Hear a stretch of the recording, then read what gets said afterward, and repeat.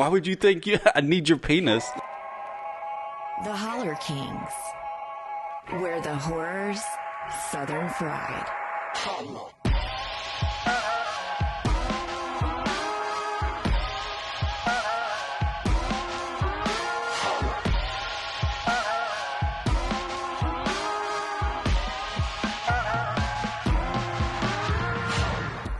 Hello, I'm Craig. And I'm Adam. And we're the Holler Kings. The motherfucking Holler Kings. It's true. That's right, baby. It's the horror podcast with the southern drawl. And okay. I like it. We are going to discuss a movie you brought to the table, Mr. Adam. I did. What was that film? That film is glorious. Everything all right over there, my friend? I'm not much of a bathroom talker. You're not in the least bit curious as to what I have to say. I'm just not into conversations with random dudes hiding out in bathroom stalls.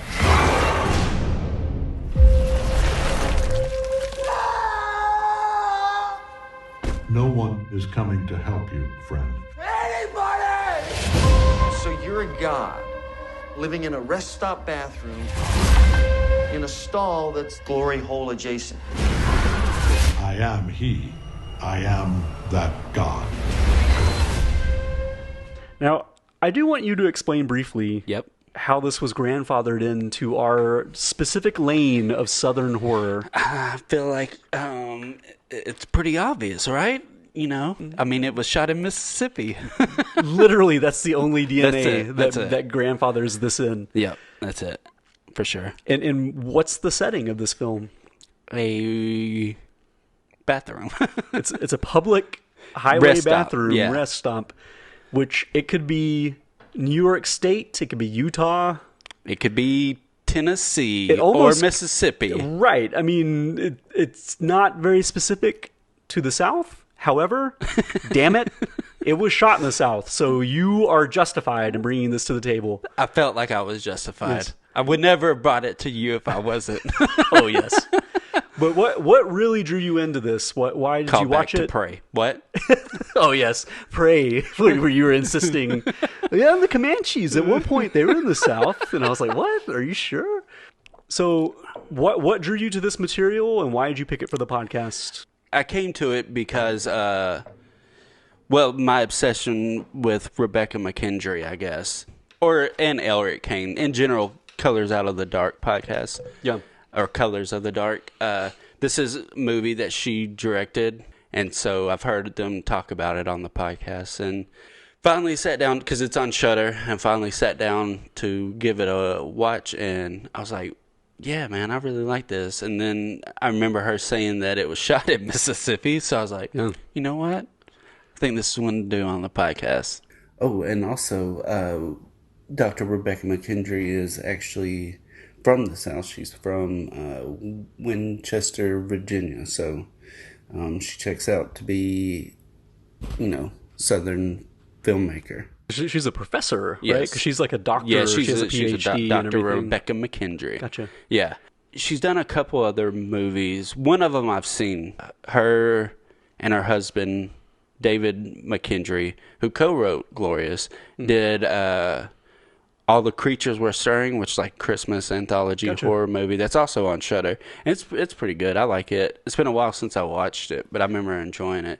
And then she did one that's like a Lifetime movie that's called Psycho Granny. Really? Yeah, I haven't watched it. But Literally a Lifetime movie? Like it was literally... wow. I'm pretty sure. And obviously she has a lot to do with Fangoria, right? At one point. I don't know if She's she does worked with anymore, but- Fangoria. I know the podcast is kind of through, presented by them. But yeah, she used to work for Fangoria and all that. Yeah. And you've led me to that podcast. I haven't listened to it as much recently, but that was like bread and butter for a minute there for me, where I was, really listening to that. So it's interesting that I think I did hear the rumblings of we're going to shoot a movie and that sort of thing.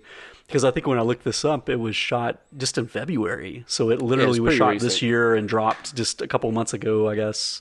Yeah. In August or something like that.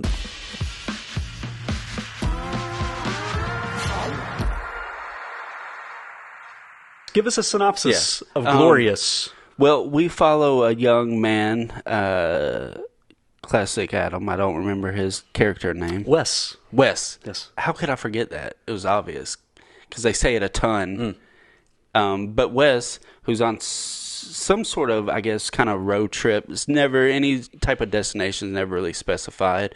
But he's definitely headed somewhere, and he makes a pit stop at, I guess, after nearly falling asleep at the wheel, he finds one of those little rest stops that you can find along highways, and decides to use the bathroom, and is then trapped in there. Yes. Well, I'm pretty sure he had a bender before. Yeah, he did. Yeah. Right? Because, like, when he goes into the bathroom... He's going to vomit. Right. He's vomiting. He has no pants on. Yeah, because he burned an effigy basically the night before and got blackout drunk, including his pants. What was the effigy of? Who is he? Well, we don't know exactly at that point, but we kind of get an idea of like a former girlfriend or wife or something along those lines. Yeah, he's getting over some kind of relationship that's fallen apart. Yeah. And poor Wes. Wes is in the bathroom puking his guts out, and he notices some graffiti on the stall next to him. And inside of that graffiti, it's like a kind of, I almost hate to use it this early, but kind of a Cthulhu-esque monster. Right. With at the center of it is a glory hole. Yes. And what happens from there? A disembodied voice from the stall next to him starts carrying on a conversation. And at that point, all starts to become revealed. Well, tell me how you felt about this movie after you watched it. Had you seen it before? No, I just again, it was just one of those things the other day. I just was like, you know what? I was looking on Shudder for something to watch. I was like, I still haven't watched that McKendry movie. Let me check it out. Because it seemed like an interesting concept. I really love Ryan Quanten, the... True Blood and Mr. Jason Stackhouse, and a player of Joe Lynch films and stuff. So I always really like Ryan Quanten. He popped up in Creepshow a couple years ago too. I think that was a Joe Lynch episode. Was it really? Yeah, nice. Yeah, he's worked with Joe Lynch a couple times. And then the disembodied voice that you mentioned is played by J.K. Simmons. Absolutely, who does a terrific job, I thought. Yeah, to be just the voice. Yeah. He does. He's awesome. How'd you feel about it when you finally got around to it, when you watched it? What's your overall assessment?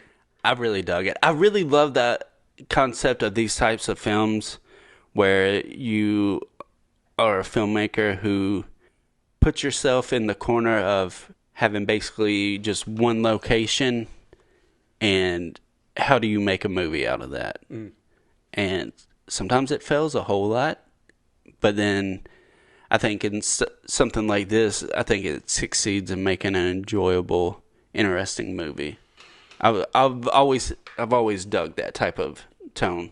I'd say, probably the most impressive is Buried with Ryan Reynolds. Sure. Because that's literally just him in a box, and it was a very captivating movie, at least I thought so personally.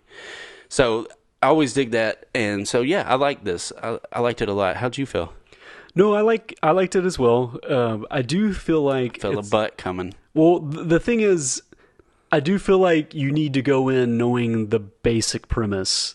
You need to go in at least knowing that this is all pretty much set inside of a public toilet. Right. You know what I mean? Because if you just went into it wanting to watch a horror movie, I could see someone being a little frustrated by it. You know what I mean? Because it's definitely not a traditional horror movie by any stretch. Right. Yeah, you're not getting a ton of like blood and guts and all that in this. And deliberately, the locations are very sparse. I mean, a solid, maybe 90% is in this bathroom? I mean, maybe you have even like more. the beginning, you have like a scene when he's on the highway. Right. Then when he's outside the rest stop, and that's basically it. The rest of it's in this bathroom. I mean, without spoilers, it's interlaced with a few flashbacks and dream sequences and stuff like that, but nothing that pronounced, and those are very brief and sparse. So it is. And there's a few elements of him being in like Stranger Things style upside down, moments where it's just a black void. But even again, like you said, that's just so very minute compared to the overall movie. And a really wise choice by the filmmakers, and to me, is that they made this thing 79 minutes. For sure. I mean, if this thing was 2 hours, I think it would stretch the line a little. You know what I mean? If you really tried to stretch this out and try to really, bring out more of the... If this had been 2 hours, I'd stop listening to her podcast. So that part is expertly done. Yeah, to for sure. me, the editing is very tight, and the storytelling is really tight. There's not much fat on this, which is pretty remarkable for the premise. Yeah. I mean, it's a lot of thoughtful talent on display to me. Yeah, a lot of for skill. it to be a movie that's all set in one location, the story moves pretty quickly. Yeah. And some of it breaks some rules because, one of the old school screenwriting rules is show, don't tell. Mm-hmm. But because we have a disembodied voice kind of at the center of this, a lot of it does have to be told to us. We got a lot of telling. Yeah, but they do a great job editing it together. There's great voice performance from J.K. Simmons, and I think a lot of really good reaction and acting from Wes. I forget the actor's Quanten. name. Yeah, like his reactions and everything, I think are really well played against it. I would love to know some of the production, because I'm assuming J.K. Simmons wasn't anywhere to be found, that he recorded this in a totally different location. Yeah. So I'm kind of curious who was reading the lines to him, because whoever that person is probably needs some credit, because he does a great job playing off of someone, to me, unless like they literally just tell him like, hey, this is what he's going to be saying, remember the script. And you know what I mean? I kind of wonder the alchemy of the filmmaking sometimes. Yeah, I get that too, because on that same train of thought, what was it as far as Quanten's performance was? Did he get to hear J.K. Simmons, or was just someone offhand reading him, or give his performance? I almost wonder if J.K. Simmons recorded it first and they just literally played it for him, and he could react. I mean, in an ideal world, that's what you do, but I don't know. Which came first, chicken or the egg type of situation. Gosh, anything else you would say about it before we get into the nuts and bolts of the story? Or I don't think so. I think we can dive right in. Yeah. Dive right into the glory hole. This is available on Shudder, so no excuse not to watch it. I think we're both recommending it. If you haven't seen it yet, definitely check it out. I did have one question for you. Yes. Have you ever seen a glory hole in real life? Never, not once. I haven't either. And I feel like I've been, not to reveal too much about myself, I feel like I've been to pretty scuzzy places. I've lived in a lot of big cities and been to a lot of public bathrooms and dive bars and rest stop. Desperately like all those looking things. For a glory hole. And just thinking, hey man, where's my glory hole? And never found one. Yeah, no, never, not once. Just the concept of that. How difficult would it be to saw through one of those partitions? That's a good point. That there is someone really dedicated to the concept. Because aren't those usually metal or something like that? Oh, maybe that's why modern ones are metal or harder materials. Yeah, maybe they were made with cardboard before. Made it a little easier. I don't know. But yeah, no, never. Not once have I ever seen one. I've seen some really interesting graffiti for sure, things written and stuff like that. Or, so-and-so call them for a good time. Absolutely, yeah. But no, never a glory hole. And some exquisite penis drawings and stuff like that. I've seen stuff like that, but just never straight up real a glory veiny hole. ones. But no, much to my chagrin, never seen a glory hole in real life. That's what's... I know that Wes is puking his guts out. And boy, is he hugging on that fucking dirty ass toilet.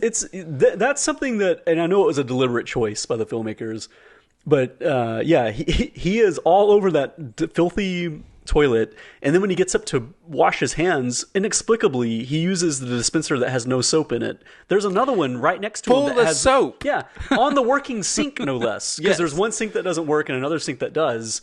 The one that does work has a full soap dispenser For sure. And I feel like that's a deliberate choice. That they were like, don't use that one because it'll irritate whoever's watching this. Will be like, oh my god, why is he not using the real soap? Because he never washes his hands the whole movie, even though he is just, he is up in it in a lot of interesting cracks and crevices of this bathroom. Yes. Yeah.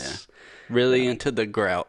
And very early on, J.K. Simmons, the disembodied voice. You want to hold your tongue and try to pronounce it? Yeah, tell us how. I don't. Yeah, you're supposed to hold your tongue and say.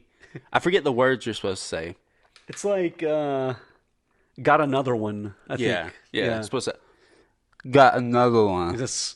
Because very early on, this character gives a little idea of what he is. He's not just an ordinary person sitting in this stall. There's something bigger to him, and the illustration on the stall probably hints at what he actually looks like, because it's a very classical Cthulhu-style monster, H.P. Lovecraft-style monster. Yeah, unimaginable creature. Right. Yeah. And apparently in the lore of the Cthulhu mythos, which I'm probably pronouncing all this stuff wrong, this character that J.K. Simmons plays is the son of Cthulhu. Right. Like, that's a very classic in the expanded, universe of the mythos. But what we can just call him Got. That's what Wes ends up calling him. Yeah, that's what he calls him, just Got. So what is Got all about, Adam? Tell us. He basically, like, what his backstory is that he was created basically to destroy the world, and has been hid away by his brothers and sisters to protect the universe. And now it seems like, because Daddy was basically, I guess, imprisoned, and now he's out and searching for God to destroy everything. In the meantime, while God is disembodied or not corporal or whatever, he's fallen in love with humanity. Right? Over the eons, he wants to save humanity and doesn't want to be an instrument of destruction. But for some reason, he needs something in order to... Only Wes can give it to him and save the universe. Yes. And during this spiel, when Gott is really getting into the specifics, I thought there was some great editing where Wes needs to use the restroom. The piss break. Yes, it was always kind of nice little comedic beats and a good way to break up nothing but dialogue. Right. I mean, it almost felt like a Marvel movie dump. There's almost always a section where they explain some lore, and complete with like illustrations in this movie, like you see kind of like graffiti come to life and sort of explain a little bit of the backstory. And it's really, it's well done, but I thought the comedic beats were genius to kind of break it up and make it not where your just eyes glaze over, right? But yeah, like, because no matter, if there's a lot of dialogue, no matter if it's expertly delivered, it can be easy, especially when you don't have a face to see. You can really glaze over pretty easily. So it's just to have those quick cuts of like humor really worked well.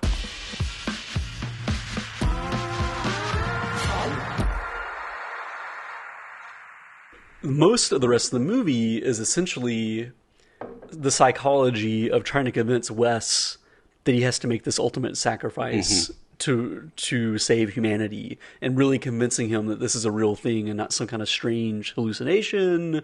Because, at the beginning, when he's denying all this stuff, when Wes is resisting the idea, he's like, you're a regular person, you've drugged me. Yeah, and I'm hallucinating. And, so there's a lot of, like, denial. There's a couple of little complications along the way, which I don't know how much we want to get into, just in case. Because this is a newer movie, so I don't know if I want to just totally dispel everything, we don't have to hit everything beat by beat, I don't think. I thought there was... Well, I don't think this is given too much away when he is revealing to Wes that he has to satisfy him. Oh, yes. This is great. So there's this whole scene where Wes is trying to psych himself up, just like, come on, you can do this. Come on, no, I can't do it. I can't do it. I can't do it. All right, I can do it. And he's like, all right, fuck it. And he just runs over there, drops his pants, and sticks his dick in the glory hole. And J.K. Simmons is just like, what? What the fuck is that? Is that your penis? Why would you think I need your penis? That was pretty good. But it was funny to me because I was like, when he's sitting there psyching himself up, I don't know what it says about me. I thought he had to suck the dick of God's character. Just And because he's like sitting there trying to psych himself up so much that I was like, oh, he's got to suck this like probably gargantuan, like undulating, like corporeal, like penis. Right. Yeah. But no, he goes and sticks his dick in. I was like, oh, damn, what does it say about me that I thought he had to suck a dick? Does it ever explain at all, and it doesn't have to, but why is Gott in a public bathroom stall? Why is that the place he is confined to explain this to someone? And I don't think there's any reason for it except for maybe the simplicity that he can be hidden in the stall. I mean, again, it doesn't need to explain it at all. Yeah. But it's really funny that Gott is totally taken aback by the idea that Wes would stick his cock in the glory hole. It's like, well, I mean, you were in a stall at the glory hole. I mean, you're sitting there talking about you need to be satisfied and shit. So it's almost kind of like he led him to that moment just to like humiliate him a little bit. Yeah. But yeah, the sacrifice ends up being pretty gnarly. It's he has to cut out part of his liver and give it to Gott. And it's funny because Gott even points it out because Wes is like really like struggling with this idea. He's like, you want me to cut myself open and like rip out part of a vital organ?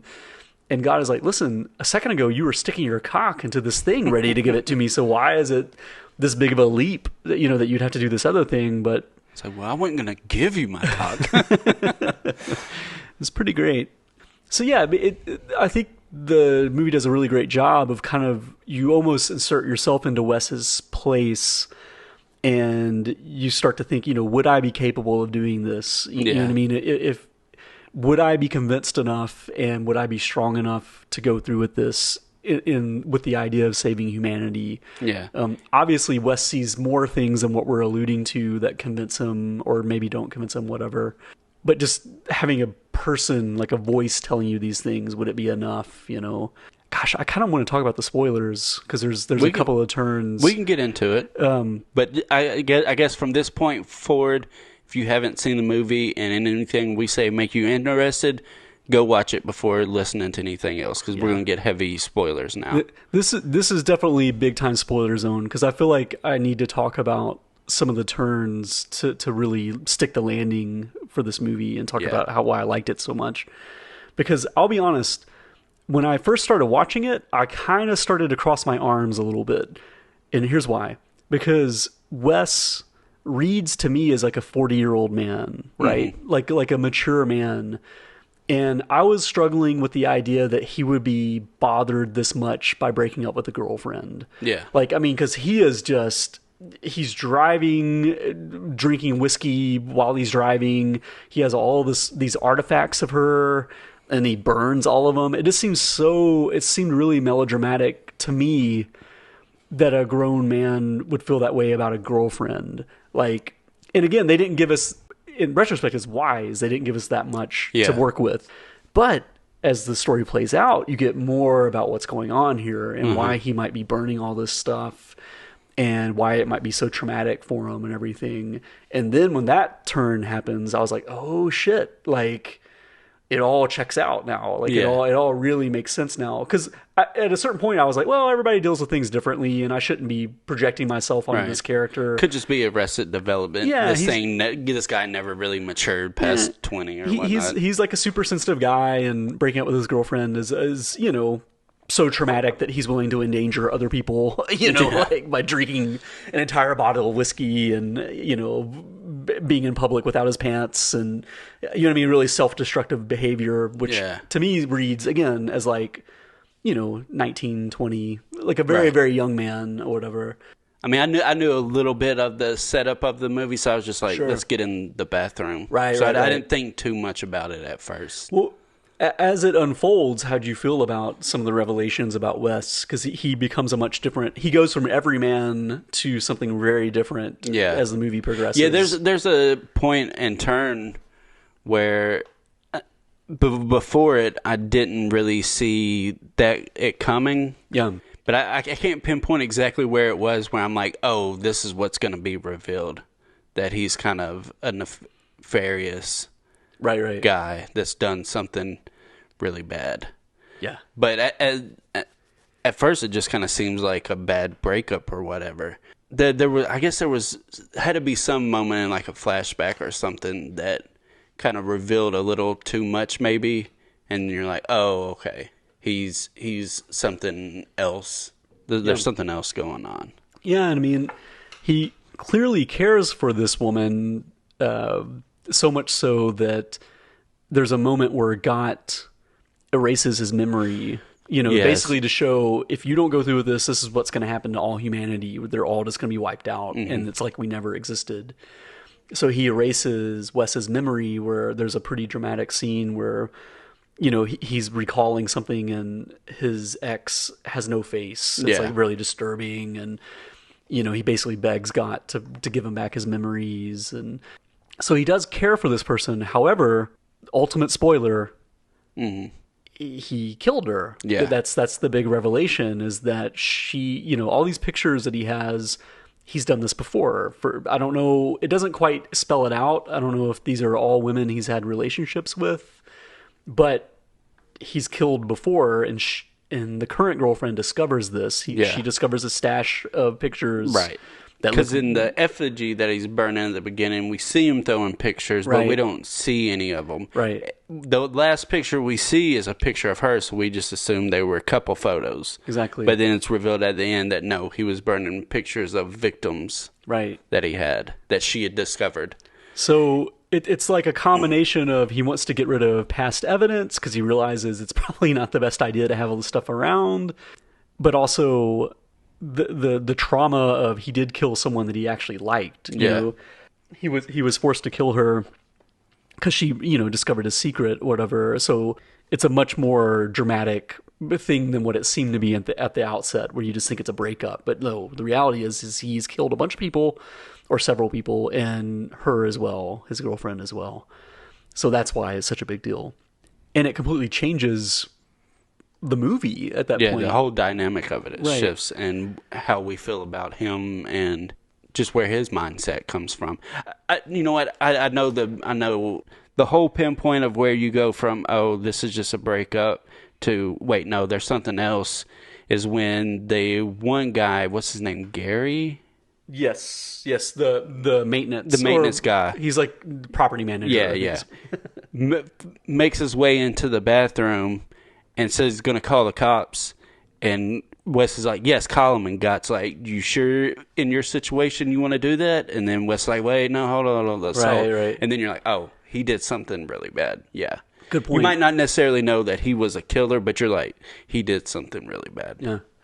Well, and it becomes more apparent, that Gott and Wes are they have a lot more in common than what was implied in the beginning. Because in the beginning, it almost feels like, so just some random person had to come into this stall and sacrifice himself. Why couldn't it have been anybody? But, because there was a trucker that was there earlier, and it kind of feels like, couldn't this God have manifested to her, or, but... although she seemed like she was going to play a bigger part in it, but ended up not. Yeah.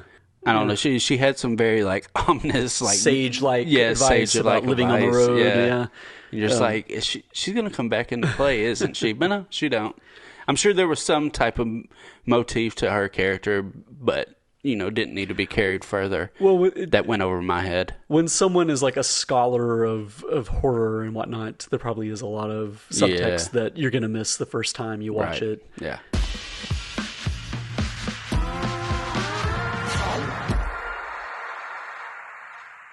It becomes apparent that Gott needs Wes because he is like a weapon of destruction, sort of. Yeah, they're both weapons of destruction. Kind of how he puts it to Wes. And I loved how it punches out. I mean, this is ultimate spoiler, but Wes does go through with it. He rips into himself, pulls out this liver, and it's very traumatic. Which even that has a little funny beat to it, where he goes to stab, and Simmons is like, it's the other side, and you're like, oh, okay. Yeah, he's working himself up, and he's like, I'm gonna do it, and that was wonderful. And but when he goes through with it, and God is like, you did it, you saved the universe, blah blah blah. there's a beat where Wes is like, so I'm a hero. Like, I'm a hero, and he's like, no, nobody. You're forgotten. Yeah. Yeah. You're going to mean nothing to no one. No one's going to know about you. Which is the perfect thing for his character. Sure. And the same for Gott. I mean, I think that's, this tragedy of this character that was birthed literally to destroy humanity and destroy the world or whatever, and rebelled against it. And that's kind of his perpetual sacrifice, is no one can ever know about him. Because if they did, then there are probably all kinds of nefarious elements trying to bring him into existence to make sure, the world did end and everything. It's very tragic for, this kind of silly premise. I mean, on paper, it sounds very funny. Basically a guy encounters this huge god in a bathroom stall and has, a tug of war with him. It's very silly, but it punches out, I feel like, in a pretty substantial way, where it kind of makes you think a little bit about, what it takes to be a human and what sacrifice is and what's important.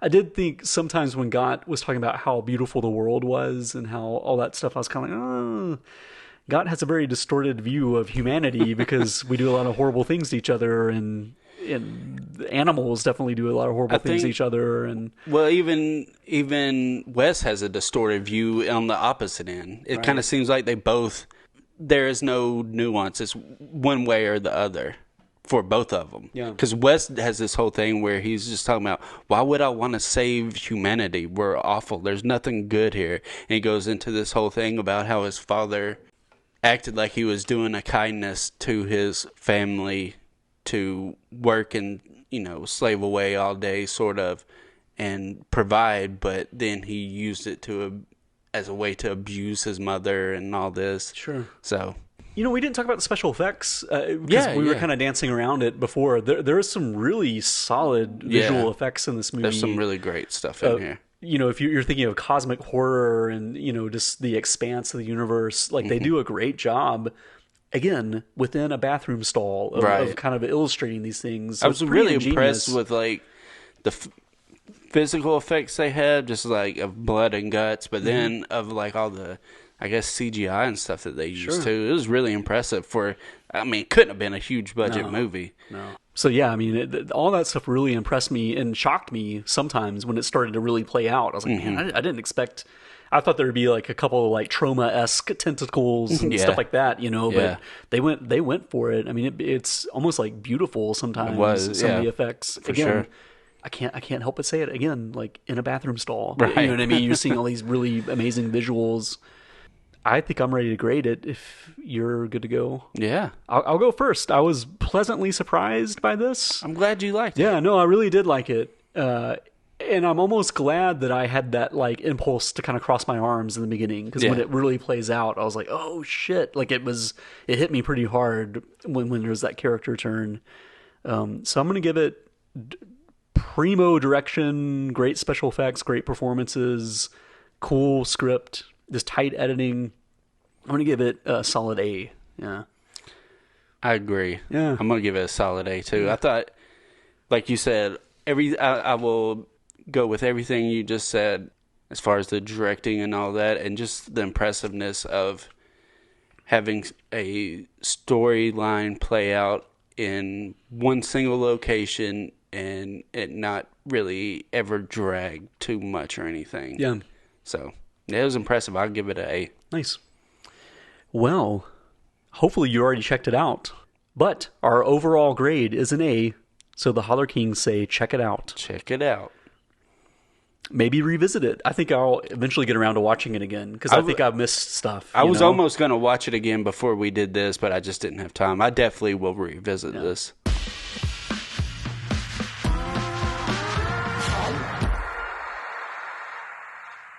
On every episode of the Holler Kings, we have a segment entitled Holler at Your Boys.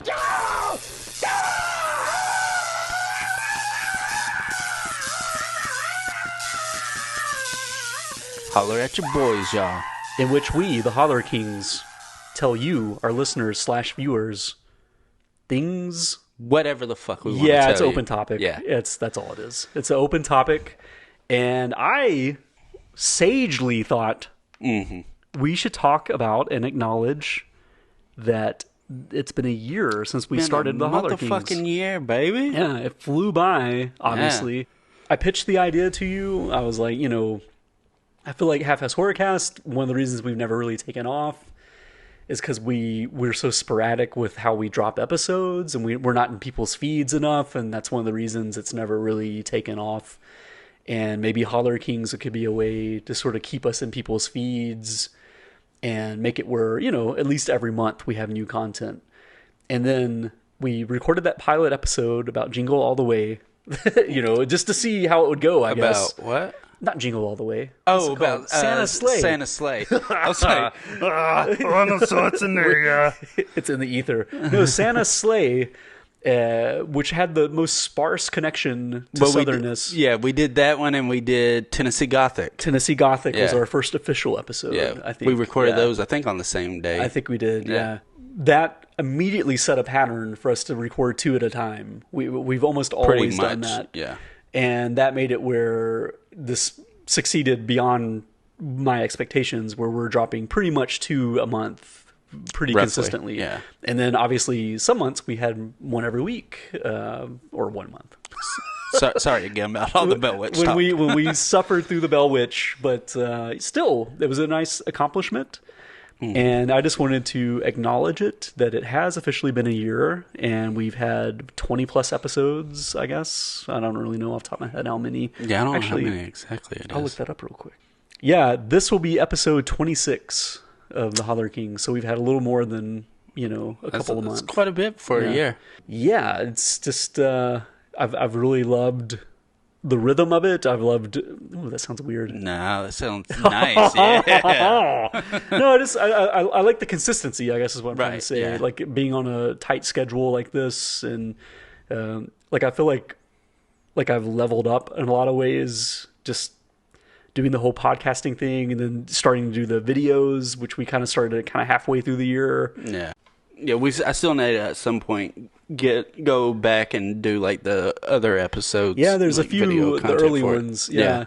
Because obviously in the beginning we didn't know how far we'd take it, so we didn't have an official theme song. So we got those, and I feel like that really made it feel like, oh, we're like a real podcast because we have this like theme, and I got someone to make a thumbnail for us, so we have like a little logo and everything. And you really went all out with getting I've just been like, I'll show up. Well, no, but I feel like until the videos. Anyways, I was about to say, once we really got rolling and you took over the videos and made that your thing, and to me, the YouTube channel is like the real home of it, and the thing I'd like to see kind of expand, you know what I mean, and take a little bit more of a foothold. Like, subscribe, and comment, guys. Yes. Well, if you just only listen to this in the podcast feed, check out the YouTube channel, because a lot of work goes into it, and I feel like that's like the premier way to consume it, you know. But there again, I know it's harder to sit and watch. An hour plus. Yeah, and that's kind of the type. I try to make the videos be something visually you can watch if you want to, but it's not necessary to watch and still be able to enjoy and listen to podcasts. For sure, and I think you do a great job. And that's another thing where I feel like I've seen it kind of level up as the year progressed. You know what I mean? Like it started as one thing, and then now it's a pretty well-oiled machine of you putting in the gags. And I almost don't want to go back and watch like the first one. Just be like, what the fuck's this amateur shit? Yeah, it'll be. At some point, we will go back and do the older ones, or a version of the older ones, I guess.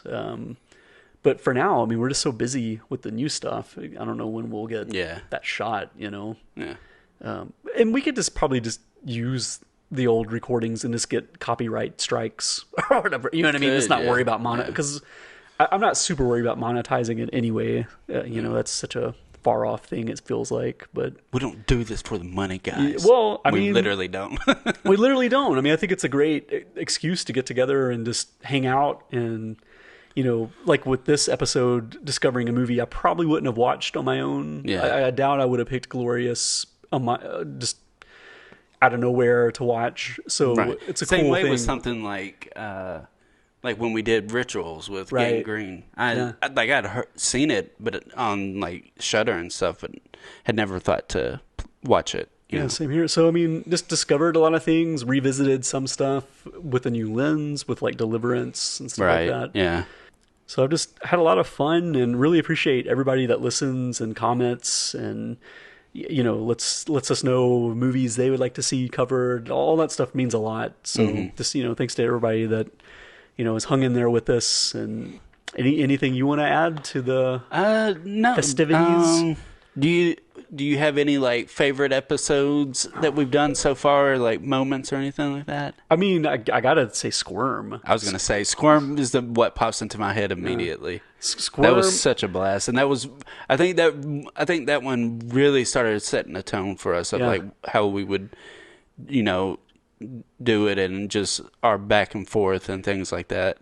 Well, and that was a great example of I wasn't super into that movie, and then we started talking. And by the end of it, I was like, actually, I think I really liked this movie. Like, I had so much fun talking about it. And you pointed out some of the comedic beats that I think flew over my head a little bit. And I mean, I think of that movie in a totally different context because of our conversation.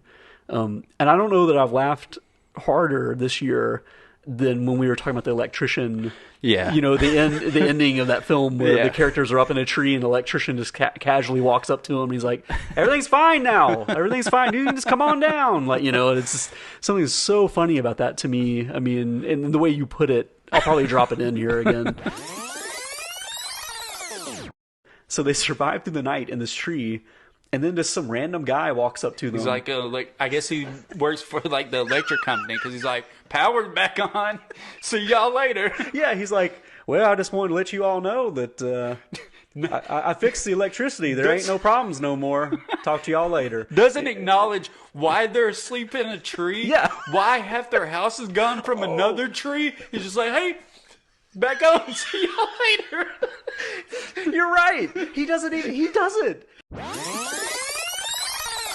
But yeah, that, and then also, strangely enough, the other electrician in the Bell Witch Haunting. Yeah, the Bell, yeah. I mean, I think about that almost every day. Just that performance and just how weird it was in the context of this like bad asylum movie. This guy swinging for the fences as an electrician that gets electrocuted. It left such an impression on me that I've used it every episode since to introduce Holler at Your Boys. But yeah, those to me are the two standout moments. What about for you, a movie you discovered? I know you kind of hinted at it already with Rituals. Yeah. But did you feel like you made any big discoveries because of the show? I'm trying to think of all the episodes we've done. Rituals is the one that comes up in Southern Comfort as another one. Yeah. That I was really very just minutely aware of. And so to find that, and even stuff that I was aware of that I probably wouldn't have bothered watching at least anytime soon, like the Wrong Turn remake. So yeah, there's been a ton of stuff that I've kind of just, I don't think I would have gotten to without the podcast. That's the thing that you brought to the table for me was the Chad Crawford Kinkle films, because I just don't think I have the patience to dig around and look for those, you know, the more under the radar indie films and everything. And again, I feel like I don't appreciate, or in the beginning I didn't appreciate lower budget films like that. Like I kind of was a little snooty about them, I guess. And you kind of opened my eyes about those films, because I think I ended up really appreciating them. And when we get into these kind of smaller productions and things, I think I have a better idea of how to watch them. I don't know if that makes sense, but do you think something like Glorious just now may have suffered if we hadn't done stuff like Jugface and things like that, and 100%. more indie stuff? 100%. Like I feel like the me of a year or two ago wouldn't have appreciated Glorious for what it was, but now that I've kind of had that buffer of, you know, you see kind of the artistry that's involved with these lower budget films. I mean, in the case of Jugface, I mean, that's borderline micro budget. I mean, it's like really, you know, I bet Glorious had a little bit more to work with budget wise. Maybe not though. I mean, they may have been pretty close, but it probably also helped who she is. I mean, she's been doing podcasts for better going on, like, I mean, because she started with not Colors, that's the one now, killer POV, like way back when, and you know she's a professor and she lives out there. She was on Shockwaves too, right? Yeah, it was basically the same group from Killer POV, Shockwaves to now Colors of the Dark. Elric Kane and Rebecca McKendry, they've been on all three of those together, and then she lives out there in the area of California. So it's probably a lot easier for her to like call in favors and be like, hey, can you help me with this? But yeah, I mean, I feel like it's kind of weirdly broadened my horizons, even though we're doing a very, very, very specific, lane of horror or whatever. I think that's one thing that's really broadened my thought process is when you first said, hey, let's do a Southern podcast, I was like, okay, but I don't know how much we're going to be able to choose from. There are a ton of like movies in this vein that, I mean, we got some coming. Like I got a huge list. We got tons coming up of just. I thought we were really going to be struggling for movies to choose. And I mean, occasionally, like in the case of Glorious, we grandfather in something that's not especially horror. Yeah. But for the most part, you mean not Southern? Fucking A, man. Yeah. No, yeah. With something like Glorious, it's not specifically Southern. But it was technically shot in Mississippi, so it's kind of easy to technically rope in something. But I mean, a good 80%, maybe 90% are straight up Southern horror. You know what I mean? Like they're set in the South about Southerners. And there's like you said, there's this really deep bench to pull from. I feel like still got a huge list, and we haven't even come close to touching stuff like Texas Chainsaw or Evil Dead, Phantasm. Yeah, Texas. Yeah. Yeah, you know what I mean? Like there's hallmarks that we haven't even gotten into, which honestly I think it's kind of cool that we're getting our sea legs before we get into some of those deeper deeper cuts, the shallow cuts. Yeah, that everyone knows about. Ones, I mean we've kind of avoided those, and it's been easy to. That's the thing that surprised me. That's what several people that I know, or just people in general, have said. When are you going to do Whatever Happened to Baby Jane, like people are kind of bringing those up, and I was like, those are like the most obvious. Like I definitely want to talk about them at some point, but I kind of like that we're doing slightly more off the beaten path. Although we did do Deliverance, which is a pretty obvious. Yeah. That I brought that one. I feel like that's also part of the alchemy is I bring the obvious ones and you bring the more obscure ones. But whatever. I mean, looking at you, Altered. Another great episode, 2000 Maniacs.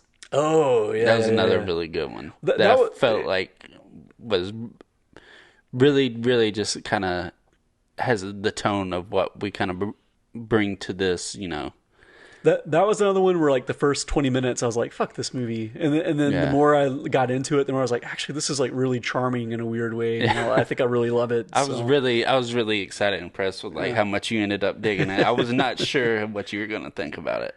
But again, y'all can go listen to that episode if you haven't. Yeah. It's a great one. So yeah, I think that's our top cuts. If you're joining us late and you haven't listened to some of the previous episodes, Squirm, 2000 Maniacs. I would definitely recommend the Dr. Gangrene episode because Rituals, Rituals is an interesting movie. Oh yeah, and a personal favorite was King Kong Lives. I thought that was a fun one to talk about. Yeah, it was really great and one that I had not even come close to watching. So cool guest with that one with Forrest Sanders graciously coming out to Casa Holler Kings. And his amazing velvety voice putting ours to shame. Yeah, for real. But again, thank you guys for listening, and join us next time. The next film will be Pearl. Boom. There you go. Once again, several weeks late, but that's how we did X. That's how we do around here. Absolutely.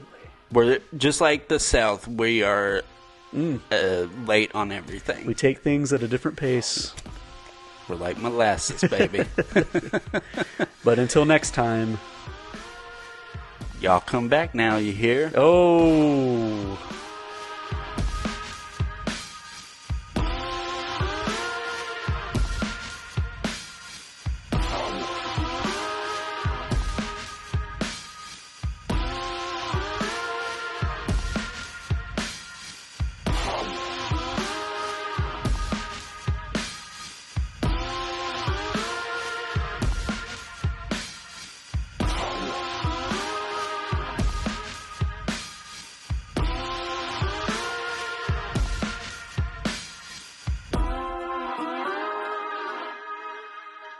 I thought he had to suck the dick